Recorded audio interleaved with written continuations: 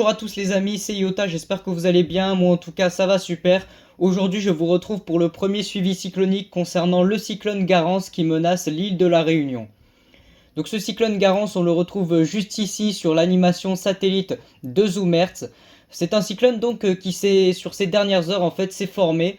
On a également une seconde dépression tropicale dont je ne vais pas vraiment parler, hein. Vraiment là le sujet c'est vraiment le cyclone Garance puisque c'est lui qui menace vraiment donc l'île de la Réunion.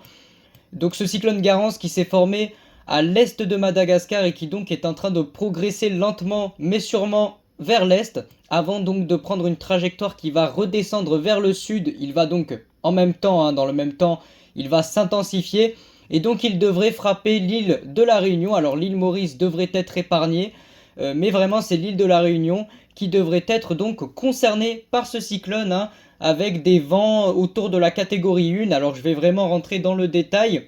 Donc ce cyclone il évolue dans une température de mer autour des 30 degrés. Donc voilà, on est dans la saison de toute façon. Donc une température vraiment largement assez élevée. La température minimale pour qu'un cyclone puisse se développer c'est 27 degrés, hein, on est à peu près autour de ça. Donc là on est dans une température autour des 30 degrés, donc c'est largement suffisant pour que ce cyclone puisse bien se développer. Et puis vous voyez qu'après lorsqu'il va redescendre vers le sud, il va donc arriver dans des températures en dessous des 27 degrés, ce qui fait qu'il va donc finalement mourir. Mais donc au niveau de la température en mer, en tout cas c'est largement suffisant pour que ce cyclone puisse se développer. Donc maintenant je vais passer avec le modèle CEP, donc sur l'application Windy je vais utiliser donc le modèle CEP qui est un modèle météorologique européen. Et donc finalement eh bien on retrouve bien ces deux systèmes, hein. On retrouve bien donc la tempête qui n'a pas été encore nommée, alors je vais vous montrer.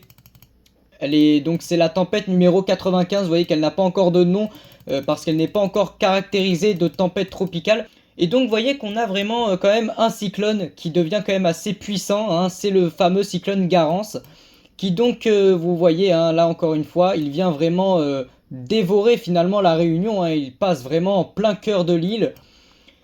Encore une fois, comme je vous le dis, c'est à prendre avec des pincettes. Alors déjà, pour le moment, c'est pas encore non plus un cyclone extrêmement dangereux. Je préfère quand même relativiser les choses. Mais quand même, hein, vous voyez que la trajectoire, là, vraiment, l'œil passe en plein cœur de l'île. Alors, on a des rafales de vent pour l'instant qui sont prévues autour des 150, 160, pourquoi pas 170 km/h.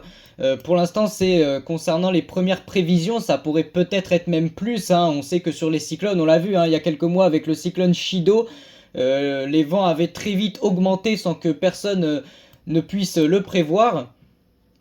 Et donc, vous voyez vraiment ce cyclone qui passe en plein cœur donc de l'île de la Réunion. Alors vous voyez que l'île Maurice par contre passe vraiment à côté. L'île Maurice, à part quelques fortes précipitations, les habitants de l'île Maurice devraient bien s'en sortir globalement. Alors je ne dis pas que bien évidemment les habitants de la Réunion ne s'en sortiront pas, bien au contraire d'ailleurs, hein. Ce n'est pas le premier cyclone et ce ne sera pas le dernier qu'il y aura dans cette région.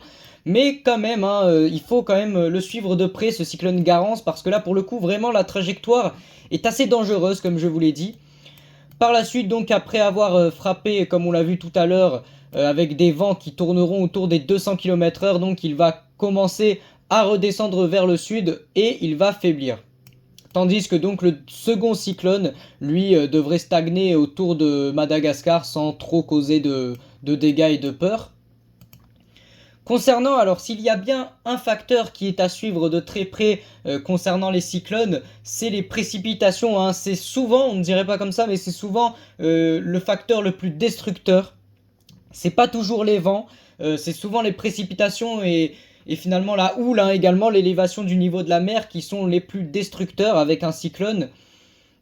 C'est souvent ce qui arrache les maisons, c'est ce qui cause le plus de dégâts. Et bien là, pour le coup, vous voyez que des précipitations, et ben là, pour le coup, il y en a énormément, hein.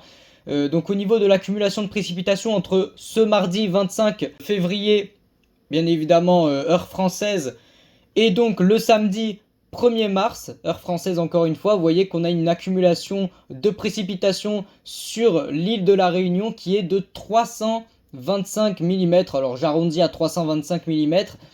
Mais donc pour le coup bah, c'est quand même assez énorme. Ça risque d'engendrer de fortes inondations, hein. Alors si on couple ça avec bien évidemment l'élévation du niveau de la mer, et ben ça risque d'être quand même assez dangereux. C'est pour ça qu'il faudra bien évidemment. Alors je ne sais pas s'il y a cours sur l'île de la Réunion, mais je pense que les écoles seront fermées, enfin les établissements principaux seront fermés, hein. Ça c'est une certitude à mon avis. Mais donc vraiment, il faudra rester chez soi en fait, hein, au moment où le cyclone passera. Alors j'ai oublié de le dire, c'est quand même assez important, mais ce cyclone donc il devrait passer globalement, il devrait commencer jeudi matin, donc jeudi 27 février heure française, dans la matinée, et donc il devrait avoir terminé son passage, hein, j'ai envie de dire, le mardi 28 au matin également, donc ça va durer à peu près une journée, hein, c'est assez classique.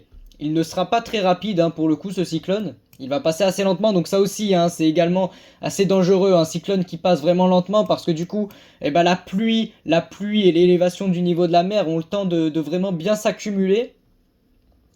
Donc on serait globalement, hein, et ça malheureusement ce sera quasiment inévitable, on va être autour des 300 mm de pluie globalement qui vont s'accumuler ces prochains jours sur donc l'île de la Réunion. Et du côté de Maurice, bon, on ne devrait pas dépasser les 100 mm, hein, ou alors que très localement. Autre facteur, donc comme je vous l'ai dit, également très important à voir, hein, et à vérifier, c'est donc la houle, hein, la marée de tempête, comme on l'appelle. Et donc on la voit très très bien, encore une fois, avec ces deux cyclones, hein, vraiment, les deux se forment en même temps. Et donc là, on la voit très très bien, cette houle, hein. Donc on a une élévation du niveau de la mer de 4 mètres. De 4 mètres globalement, à même plus, hein, même plus d'ailleurs au moment où il arrive donc sur les côtes. Et vous voyez encore une fois le facteur, enfin le fait que le cyclone passe en plein cœur de l'île et pas à côté, et ben encore une fois vous voyez que vraiment la plus forte houle finalement arrive donc en plein sur les côtes de l'île de la Réunion. On a également une houle assez importante, hein, par contre du côté de l'île Maurice, mais vu qu'il n'y aura pas trop de pluie et pas trop de vent, ça ne devrait pas non plus être plus dangereux que cela. Donc cette houle par la suite donc qui finit donc par entourer l'île, et puis finalement ça va s'évacuer encore une fois par le sud, hein, où là la houle va commencer à devenir de plus en plus parce que la houle n'a pas trop de lien direct en fait avec l'intensité du cyclone, enfin pas toujours en tout cas. La houle s'accumule juste avec le temps. Donc vous voyez qu'en redescendant vers le sud, on a une houle de plus en plus forte, hein, finalement. On va jusqu'à 5 mètres 50, peut-être 6 mètres même localement. Alors ça, mais évidemment, c'est la houle, hein, parce que au niveau des vagues, hein, je peux vous montrer les vagues également. Les vagues, en revanche, elles seront vraiment très hautes. Alors là, pour le coup, il faudra surtout pas aller au bord de la mer, hein. Je pense que de toute façon, personne n'ira. Mais donc, vous voyez qu'on a des vagues, par contre, là, qui peuvent atteindre jusqu'à 8 mètres. Pourquoi pas très localement 10 mètres, c'est absolument énorme, hein, 10 mètres de vague. Mais donc bah, globalement c'est ce qui est prévu. Alors là encore une fois, tout ce qui est un petit peu facteur marin, si je peux le dire comme ça, hein, tout ce qui viendra vraiment de la mer va également affecter, puisque le cyclone ne va pas passer très loin, ça va également affecter donc l'île Maurice, hein, mais vraiment vous voyez qu'on a des vagues autour des 10 mètres sur donc l'île de la Réunion. Voilà, donc pour finir, je vais finir avec cette image donc du modèle à Rome, hein, le modèle français à maille fine, hein, le modèle assez précis finalement de Météo France. Et donc on voit effectivement, hein, donc ce cyclone avec l'œil juste ici.